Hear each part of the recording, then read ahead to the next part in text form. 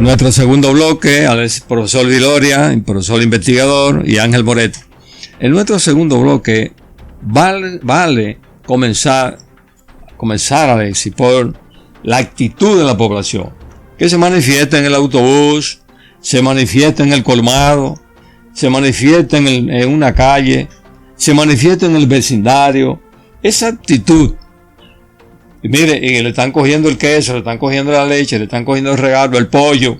No, porque eso lo paga el pueblo. Exactamente. Eso lo pagan los trabajadores, los que pagamos los impuestos, el pueblo, la clase media, los obreros. El pueblo está interpretando que todo son dinero. Todo el que produce paga eso. Que son dinero del Estado, dinero del pueblo. Son dinero que ha salido de los impuestos. Exactamente. Y indudablemente es así. El gasto que se ha hecho, si se hace una auditoría en el nuevo gobierno. Siempre he pensado que es una migaja lo que le llega al pueblo. Sí, exactamente, una migaja. Pero a los empresarios no. A los empresarios fue el gran borbotón de capital. No, que sobre todo el capital financiero. Al capital financiero. Ya los bancos comenzaron a presionar a la gente. Comenzaron a presionar. A presionarlo y ahorita tiran a la gente a la calle. Así mismo. Porque ciertamente ha habido un endeudamiento social. Las familias están endeudadas. Y ya el Banco Popular no esperó el decreto. Y ya está llamando, ya está empujando a la gente. No, todos los bancos. Todos los bancos a buscar dinero.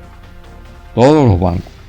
En ese sentido vamos a ver cómo tú ves la actitud del pueblo a pesar de tan masiva propaganda. No, pero vamos a ver el diagnóstico que da la encuesta Gallup, que se parece a la realidad.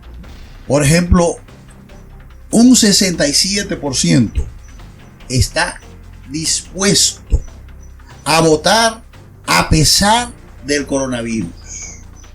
Y yo diría a pesar de la aplastante campaña de Castillo. De Castillo, no, y la campaña creando pánico en la población. Sí. En la población. Ahí el secretario de Salud Pública, como yo creo que tiene cierta responsabilidad en eso. Y un 46% dice que va a votar porque el país necesita cambio. Eso es fundamental. Es decir, que hay un alto porcentaje, prácticamente el 50% de la población, que ya se siente cansada de un estilo de gobierno. Ese estilo de gobierno es la corrupción en todos sus niveles más altos, que analizamos aquí, recuérdate, el pasado sábado, el modelo hoy rechazado, el modelo neoliberal impuesto a partir del 1996 y que ha llevado a una pobreza más profunda a la sociedad dominicana. Y oye, un 50% afirma que su situación económica es muy negativa. 50%, y no es para menos. No es para menos. Fíjese que los despedidos, suspendidos también, superan los 500,000. Bien, supera los 500,000. Si uno le agrega las pequeñas empresas que quebraron, etcétera, que no van a poder continuar por un tiempo. ¿Y qué ayuda han recibido? Eso se mete a 900,000 personas, casi 1 millón. Casi 1 millón. De desempleo. De que un incremento a la tasa de desempleo. Además, hubo en este periodo un proceso inflacionario enorme. Hay que ir a los supermercados a comprar. Pero una sardina. Para que usted vea lo que le cuesta los productos básicos a la población. Una sardina costaba 20 pesos y el otro día yo pasé y miré 45 pesos. Es decir, el doble. Un poco más. Poco más del doble. ¿Del doble? Exactamente. Sí. Entonces, ¿qué tú opinas de esa inversión tan grosera, tan descarada, que la Junta Central Electoral no dice nada, que ha realizado el gobierno? Sí, pero déjeme decirle antes de llegar ahí, para que usted vea la percepción de la gente, el 70% de la población, oiga eso, el 70%, tacha de muy mala la economía del país. Totalmente. El 50% percibe la suya de muy mala. Un déficit familiar. Y el 70% la economía del país la ve como muy mala. Y un 39% cree que la economía mejorará en un año, que tardará un año en volver a comenzar a recuperarse. ¿Y tú crees que con tanto desempleo, suspensiones de contrato, que ha recibido el visto bueno del Ministerio de Trabajo, suspensiones de contrato, con todo este déficit familiar, con toda esta crisis de los ingresos familiares, ¿tú crees que podrá recuperarse en un año? No. Nada más, porque incluso recuerde que un sector clave en la economía dominicana, que tiene un aporte considerable al Producto Interno Bruto y al presupuesto nacional, es el sector turismo. Y el sector turismo a nivel mundial tardará un buen tiempo en recuperarse. Entonces, por varios factores. El primero, el factor psicológico, y el factor de preservación de la salud que tienen las personas vacacionistas. Sí. Y además, porque es una crisis mundial del sistema capitalista. Oiga, el sistema capitalista, y sobre todo el sistema capitalista neoliberal, no existe sin el mercado, no existe sin comprar y vender, no existe sin producción, comprar y vender. No existe, porque entonces no hay tasa de ganancia. Claro. En consecuencia, en estos meses que lleva el país, aproximándose a 4 meses de coronavirus, de encierro que lleva el mundo, de paralización, hay una parálisis de la economía mundial, de su transporte marítimo, terrestre, aéreo, la industria, de la industria, etcétera. Entonces, hay que saber que ese sector tardará un buen tiempo en recuperarse, en volver a la normalidad, en hacer el aporte que hacía en términos de divisa y en términos de recursos al Producto Interno Bruto. ¿Tú crees que se recuperará la tasa de empleo? ¿Tú crees que en la familia se recuperará el desastre interno de una familia en términos económicos, el endeudamiento en que ha caído? Bueno, hay que ser optimista de que se recuperará, pero no a corto plazo. Es una cosa de mediano y largo plazo. Claro, porque el endeudamiento familiar que está sufriendo ahora la gente, que se ve, tú lo percibes, y la pobreza creciente que se percibe. Bueno, vamos a hacer un poco de análisis sociológico. En un país donde más del 50% de la producción del mercado de trabajo es informal. Sí. Informal, vendedores, tipo que sale a vender cualquier cosa a la calle. Sí. Le llaman una pequeña empresa eso. Claro. Vende maní en una calle. Vende esto, vende cualquier cosa. Uno vende tomate, el otro vende ají, el otro vende. Un país así, hay que suponer que luego que pase la ayuda del gobierno que la extendió este mes más a los más necesitados,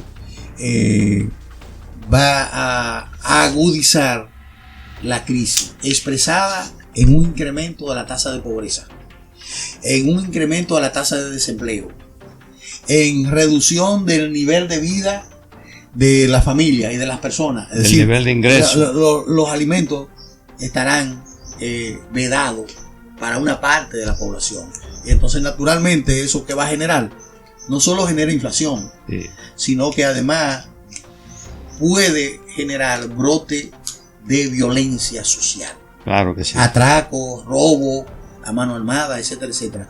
Y eso es lo que se espera. Es decir, no es un panorama muy halagüeño. Incluso las autoridades que van a tomar el poder, con el nivel de endeudamiento que tiene el país, prácticamente el 50% del presupuesto nacional y del Producto Interno para deuda, pago y amortización de deuda, el país endeudado, la deuda pública del país, va a haber pocos recursos para el gasto social. Pero fíjate, para el gasto social, educación, el gasto social, salud, infraestructura. Fíjate, le dice una cosa. El gobierno reeleccionista hizo un esfuerzo tremendo para acopiar recursos. Por ejemplo, llegó a colocar bonos en el mercado por 2.500 millones. El Estado, es decir, profundizó y amplió el endeudamiento del país. Sí. Utilizó financiamiento del Banco Mundial. Más de 650 millones de dólares. Donde quiera que había dinero lo retiraron. Utilizó, ese era el gobierno de Danilo Medina, utilizó el encaje legal. Y los 40.000 millones de... 40 o 30.000. 40.000 millones de las AFP y 5.150 millones del encaje legal. Es decir, encaje legal que fue llevado a manos de los empresarios de los finanzas. Lo que hay que decir que nunca un gobierno, en un periodo de crisis, de sección, de cuarentena, de pandemia, había manejado tantos recursos. Correcto. Como él. Entonces, y manejado muchas veces de forma antojadiza. Sin contar de que el gobierno compensó ingresos menores, óigase bien, ingresos menores con bonos. Es decir, usó bonos para sufragar ingresos menores que dejaron de percibir, que dejó de percibir el Estado. Entonces, ingresaron a las arcas del Estado por emisión de bonos de deuda pública casi 3.000 millones de dólares. Entonces, es lo que tú vienes diciendo. Estamos en una crisis que no se recuperará rápidamente. No, necesita una especie de plan de emergencia urgente. Necesita buscar recursos. Yo creo, Alexis, que el nuevo gobierno, para dinamizar la economía en todos sus... Yo creo que el nuevo gobierno, que vemos que es Abinader, yo creo que el nuevo gobierno va a tener que entrar con un plan de emergencia. Indudablemente. Para poder... Y tendrá que desarrollar un plan donde se valore reducción de sueldo. Claro, de los funcionarios. Reducción de nómina abultada, esa cantidad de embajadores, de cónsules, como si fuera una potencia imperialista que calcula tiene el país. Tú que en Nueva York y Boston y Puerto Rico lo que hay son 15 cónsules, 15 puestos para cónsules, y eliminar todas las botellas. Y Danilo Medina y Vargas Maldonado nombraron 80 cónsules. Pero el gobierno norteamericano y la embajada reportan que hay 15 cargos, 15 cónsules. Sin embargo, los otros fueron nombrados sin ser informado el gobierno. Lo que indica que ellos están aquí en la República Dominicana y están cobrando un sueldo de cónsul. No, hay familia entera. Y hay familias completas. Familias completas. La mayoría del PLD. Y producto del amiguismo, del compadreo de Vargas Maldonado, que ha nombrado todos esos cónsules con el fin de favorecer un sueldo jugoso a favor de su gente, no a favor de clase media, de profesionales, a favor de gente.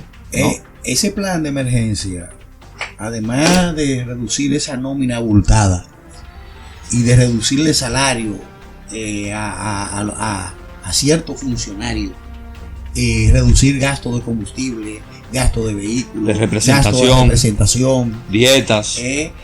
Además de todo eso, tendrá que desarrollar una política fuerte anticorrupción. Ese es un tema. La corrupción es una espada de doble filo para los países. Incluso muchas veces las potencias utilizan la corrupción como uno de los mecanismos para desestabilizar los gobiernos. Claro. Desestabilizar el país y los gobiernos. Dejan hacer esos corruptos porque son manipulables. Posteriormente. Entonces, uno de los elementos clave que la sociedad dominicana va a tener que entrarle con todo el brazo, incluso un plan que tiene que incluir a todos los sectores de la sociedad. Tienen que incluir a los trabajadores, a la clase media, a las iglesias, a los obreros, la comunidad. a la comunidad en sentido general, sí. En sentido a los empresarios que no están dentro de ese equipo de corrupción. Y un mayor control de los funcionarios, sí. Por ejemplo, el área de minería, el área de recursos naturales, que recibe mucho dinero del capital privado, limitar eso. Y por último queríamos decir, Alex, ya que tú estás hablando de... Y vamos a retomar los datos de la encuesta para que queden en la mente de los... Por último, la corrupción también es prohijada por los Estados Unidos. Por ejemplo, ese es otro tema que vamos a tratar. Guaidó en Venezuela es multimillonario. con el dinero del pueblo venezolano colocado en mercados exteriores. Bueno, pues para eso vamos a dedicar un programa. Vamos a dedicar un programa para que eso. Hablemos incluso de todas esas estrategias desestabilizadoras que tienen sus antecedentes en el caso de Allende en 73 en Chile. Sí, magnífico. Señores, contentos de haber estado con ustedes. Recuerden, si les gustó, denles suscripción. Si simpatizó, denle like.